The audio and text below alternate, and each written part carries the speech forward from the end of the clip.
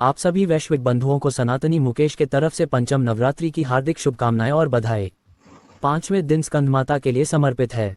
स्कंद माता के संबंध में बोलने से पहले मैं आपको एक बार पिछले वीडियो के बारे में बता देना उचित समझता हूँ। तो प्रथम दिन माँ शैलपुत्री, द्वितीय दिवस ब्रह्मचारिणी, तृतीय दिवस माँ चंद्रघंटा, चतुर्थ माँ कुष्मांडा और पंचमी को स्कंद माता। स्कंद माता के लिए पांचवां दिन समर्पित है, लेकिन कड़ियों को जोड़ने के लिए मैं संक्षेप में शैलपुत्री प्रथम दिन से शुरू कर रहा हूँ। वास्तव में नवरात्रि पूजा का अनंत अर्थ है। हरि अनंत, हरि कथा अनंता, कहूँ सुनहु बहु विधि सब संता। यानी ईश्वर इन्फिनाइट है और उनसे जुड़ी घटनाएं भी इन्फिनाइट है, तो इन्फिनाइट अंदाज में समझना होगा। तो ईश्वर की सृजनात्मक शक्ति माँ दुर्गा हैं। उस सृजनात्मक शक्ति का ही एक अंश हमारी माताएं और बहनें हैं। नव दुर्गा हमारी माताओं के जीवन चक्र की नौ अवस्थाएं हैं।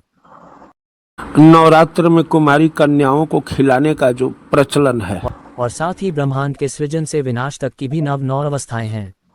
तो पहले छोटे इकाई से शुरू करते हैं, यानी एक बालिका के जन्म के समय वह बालिका शैलपुत्री की अवस्था में होती है और यह प्रथम अवस्था है।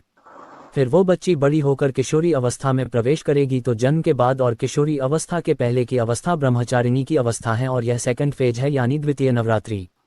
किशोरी अवस्था में बालिकाओं को सुरीला आवाज प्राप्त हो जाता है। तीसरी अवस्था यानी माँ चंद्रघंटा, तृतीय अवस्था घंटा से इसलिए जुड़ जाता है, यानी सुरीला आवाज को दर्शाता है। चौथी माँ कुष्मांडा, जिसमें अंडाणु का निर्माण होना प्रारंभ हो जाता है, यानी अब वह माता बनने की योग्यता प्राप्त कर लेती है। पांचवी अवस्था बच्चे के जन्म और पोषण की अवस्था, और इसका प्रतिनिधित्व माँ स्कंद माता करती है। हमारे पौराणिक कथाओं में माता पार्वती के द्वारा देव सेनापति कार्तिकेय को जन्म देने के बाद माता पार्वती ही स्कंद माता के रूप में प्रसिद्ध होती हैं। तो मैं एक सामान्य बालिका के स्तर से ऊपर उठकर थोड़ा बड़े स्तर पर आकर मैं आपको ये बताना चाहता हूँ कि इन अवस्थाओं को आप माँ पार्वती के रूप में भी समझ सकते हैं। सती का पुनर्जन्म शैलपुत्री, फिर शैलपुत्री का विकास होना ब्रह्मचारिणी। उस ब्रह्मचारिणी अवस्था में ही माँ पार्वती ने बहुत लंबे समय तक तपस्या करके शिव को प्रसन्न किया। माँ पार्वती का किशोरी अवस्था चंद्रघंटा, उनका यौवन अवस्था जिसमें भगवान शिव से उनका विवाह होता है कुष्मांडा, और कार्तिकेय के जन्म के बाद स्कंद माता। तो इस तरह से पार्वती की अवस्थाएं हैं। ये माँ पार्वती से जुड़ी घटनाएं तो पृथ्वी के स्तर की घटना है। अब ब्रह्मांड के स्तर की घटना को देखते हैं। उससे भी बड़े स्तर पर कॉस्मिक ऊर्जा का स्तर है। कॉस्मिक ऊर्जा के स्तर पर अगर सोचे तो माँ जगदम्बा ब्रह्मा, विष्णु और महेश को भी जन्म देती हैं। ब्रह्मांड को जन्म देने वाली सृजनात्मक शक्ति कुष्मांडा और ब्रह्मांड का पालन पोषण करने वाली स्कंद माता है, जो कि जगदम्बा की चतुर्थ और पंचम अवस्था है, यानी नवरात्रि के चतुर्थ और पंचम तिथि की नायिका।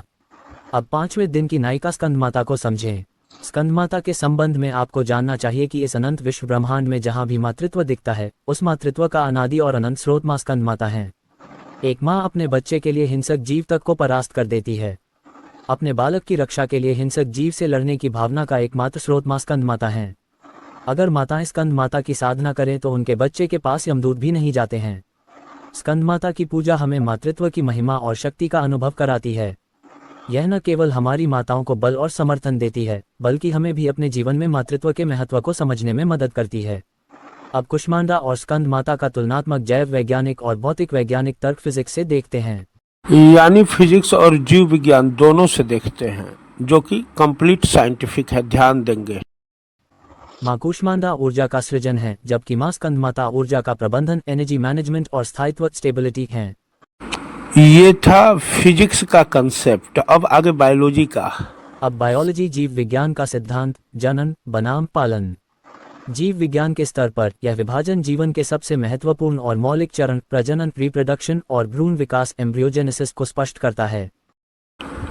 प्रजनन यानी शुक्राणु और अंडाणु का मिलन तथा जायगोट का फॉर्मेशन। अब आगे जायगोट का फर्टिलाइजेशन, यानी जब तक अंडाणु और शुक्राणु का मिलन होकर के जायगोट बनता है, उस अवस्था को कुष्मांडा कहते हैं। और जायगोट का फर्टिलाइजेशन स्कंद माता।